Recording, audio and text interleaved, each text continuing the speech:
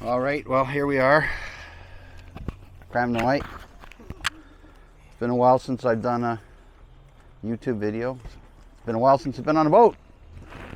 So the girls are going to do some swimming, I think. Not sure. But I'm here to talk about COVID and misinformation.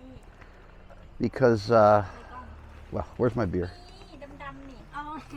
I'm just getting tired of people talking, and they just don't know what they're talking about. You know, they're complaining about Dr. Fauci and, you know, how he tells them to do this and do that, and, you know, they don't believe the guy. And then you got this, you know, this Joe Rogan guy who, you know, just talks a load of crap, and everyone's listening to him, and now everyone's upset about him, and, you know, they want to ban him from the radio, and Neil Young's got off of Spotify. And, you know, when you think about it, you know, you got to put it in perspective. I mean, Dr. Fauci, you know, what he says has ramifications. Not that, you know, people should listen to him or not listen to him, but the fact of the matter is, if he gives bad information and people die, you know, people are held accountable. So he does the best he can do with the information he has at the time. And, you know, things are changing on a regular basis, and, you know, he reacts to that. So, you know, it's annoying to hear people complain that, well, 6 months ago he said this, but now he's saying that, you know, and you can't nail the guy down.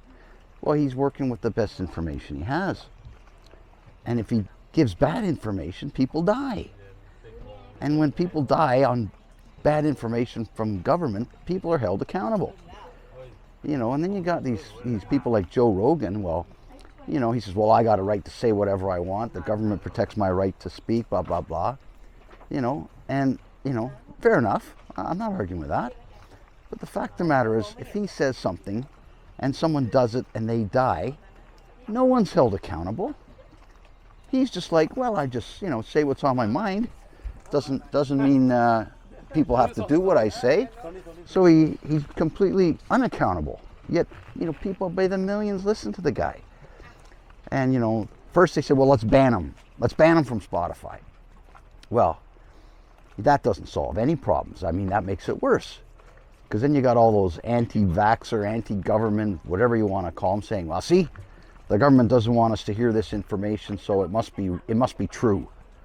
So obviously, banning him is not the answer. You know, so they say, okay, well, you know, he needs to make a disclaimer that says, hey, you know, I might say things on this show, but they're just my opinion, so, you know, it's not really, don't take it as gospel, blah, blah, blah. And then he goes on and spouts all this misinformation anyway. Well, you know, I don't think that's good enough either, really. I mean, 2 points. Number one, I think he should make a disclaimer that says, you know, what I'm about to say, millions of people listen to.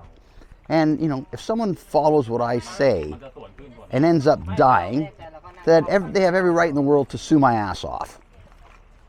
Now, why can't he put that kind of disclaimer out? And then let's see if he keeps spouting all this anti-vax, anti-government crap. You know, it really is annoying. On the other side, you know, the government has got to up its media game. You know, these guys have millions of viewers, and the government, again, says, well, let's ban them. Well, that's not right. The government's got to take their strategy and flip it. You know, if some guy's on YouTube or Spotify or whatever saying, well, the best way to never get COVID is to get COVID, you know, and then you'll be natural immunity. Well, the government should take those little clips and then, you know, parse them with a clip of all these people in intensive care units dying and say, yeah, look at these people got COVID. They didn't even try to get it, and now they're dying, you know, and make it graphic. I mean, people go for graphics. So, you know, instead of just banning the guy, which, like I said, it's just going to make it worse, because then more people are going to want to watch it, you know, you got to go on the offensive. You got to use the same tools that he's using and flip it. Flip the narrative, you know. So, anyway, that's my thoughts for now. I'm going to take a break, have a sip of beer, and we'll get back to you later.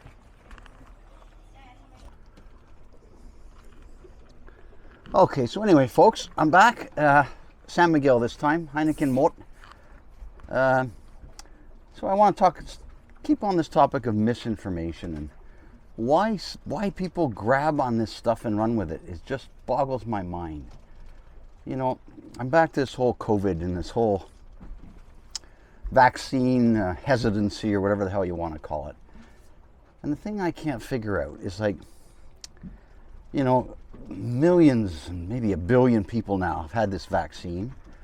And like a fraction of a percent have some side effects, you know, and maybe a fraction of that percent have some nasty side effect and die, maybe.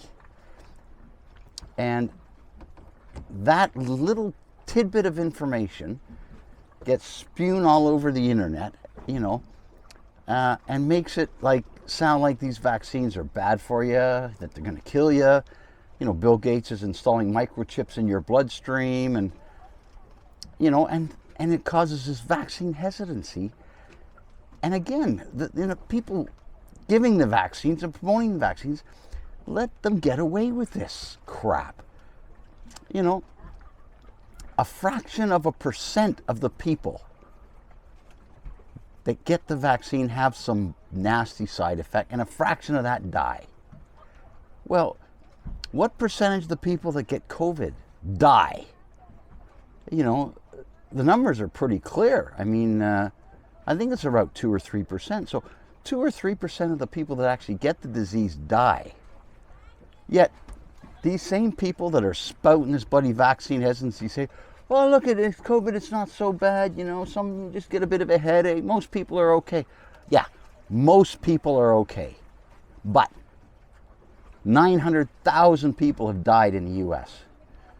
900,000 people haven't died of fucking vaccine side effects. But again, why people jump on this bloody tidbit of information which is completely lacking any statistical significance and use it to make decisions for themselves and their families, it just boggles my mind. Where the same information on the other side, it's like, well, let's ignore it. It's from the government. You know, obviously they're trying to do something bad. And I sit back and I'm like, WTF? I am completely baffled, just baffled by this,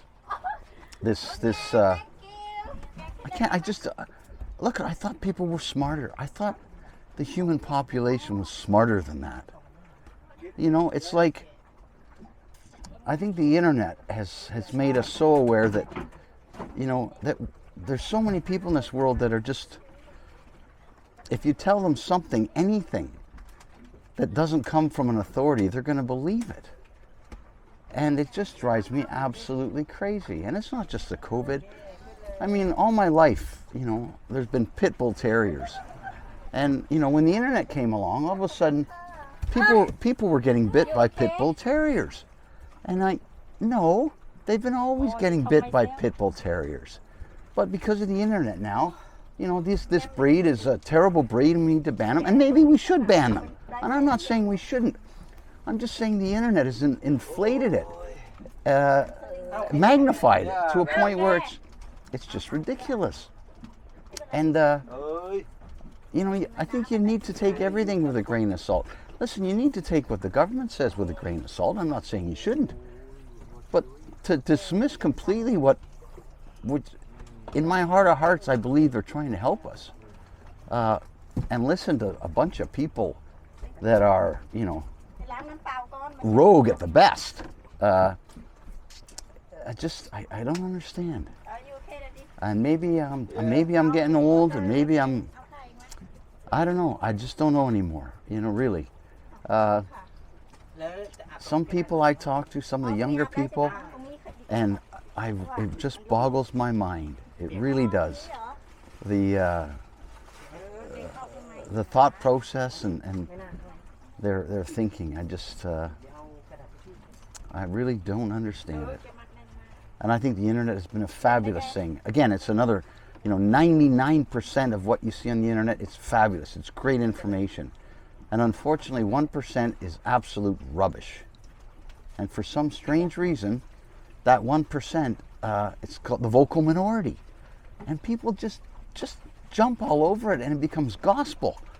And it absolutely is completely befuddled. I am really.